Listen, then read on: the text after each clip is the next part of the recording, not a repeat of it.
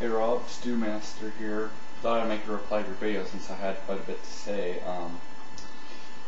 I got the Super Nintendo mouse, and it's something, like I said, something I've been wanting, and I'm gonna get my honest opinion on the mouse. It's not as sensitive as I would want it to be, but you know, it's okay. But like, I mean, I used my mouse pad on it, my computer mouse pad, and it like didn't really do really well. It was too soft for the mouse, and I'm not saying the mouse is a piece of crap. I actually really like it, but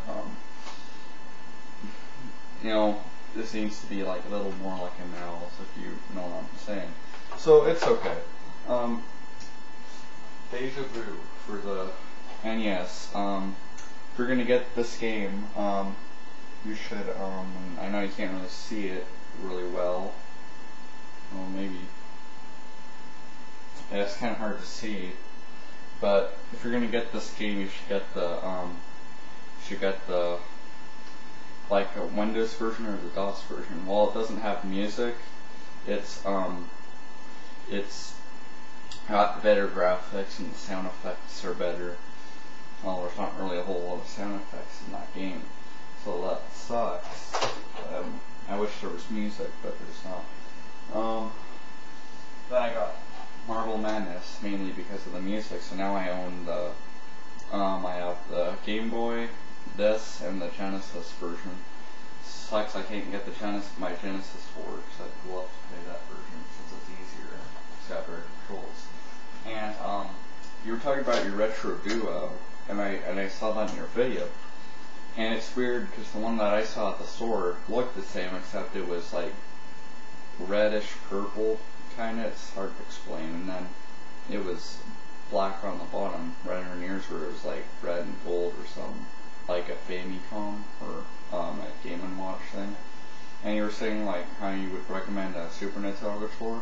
Well, I could actually prefer something better than the Super Nintendo controller, if you can ever find one, is the Famicom controller, the Super Famicom controller.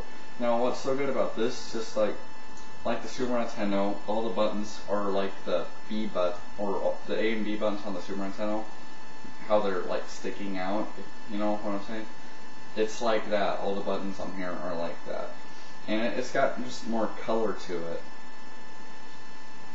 But, like, the buttons feel a lot better. But other than that, it's like a Super Nintendo controller. So, and you're talking about how, you know, the Super Nintendo sounds good, and the NES, like, I think you were saying like the NES part of it wasn't like worked too well or something. My generation NEX, which recently broke, which sucks, but like if you'd hear like a boot thing or whatever on the game or whatever, it'd go like rather than so it kind of changed the sound there, which kind of sucks. And the graphics would be like more brighter.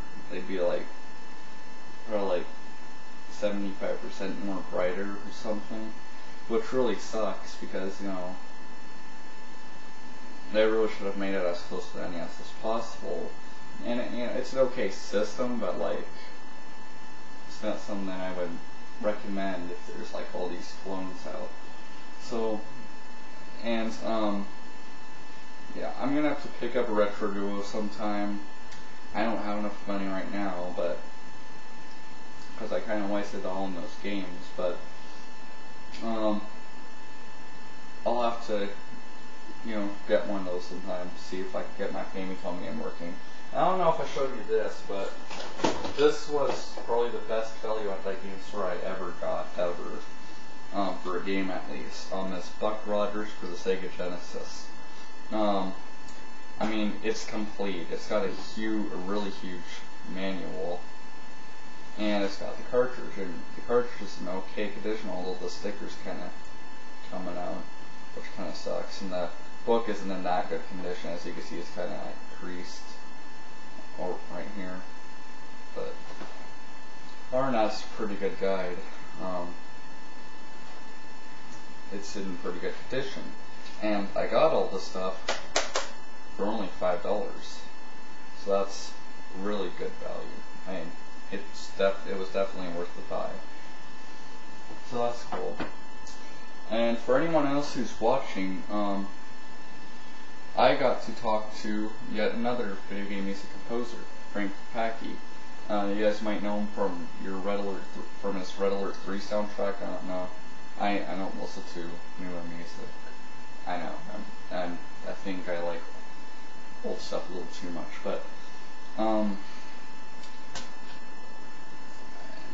my most favorite work of his is from Eye of the Beholder 2, The Legend of Dark Moon.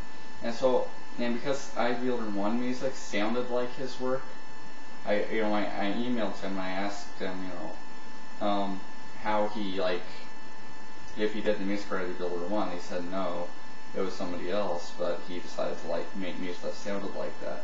And I asked him how he composed this music, and he said he used the Adlib Visual Composer, and I have that if anyone wants it. And then I asked him how he made the music for Dragon Strike for the NES, because I've always been dying to know how the composers made NES music. And he said he used this program for the Amiga, for the Commodore Amiga, called Dr. T. And then he was saying that he wasn't sure if the NES could take MIDI files or not. So if anyone's a video game music composer out there for NES, just I'd like to have that answered. So that's pretty cool stuff. So I got to talk to 2 video game composers. That's cool. So it's about all I have to say. Like I said, I think it's pretty confirmed I'm going to Gasworks, because since the Ivers show's canceled, everyone's gonna be at Gasworks. So there's gonna be they're literally thousands of people. So that's about it. Hope you like this video, and everyone have a happy 4th of July. And for you Canadians out there, I'm not really sure of your guys' dates or whatever, but if 4th of July has already occurred, whatever, happy 4th of July, or before or after, just happy 4th of July, guys. So that's it. I'm out. Peace out. Make more videos.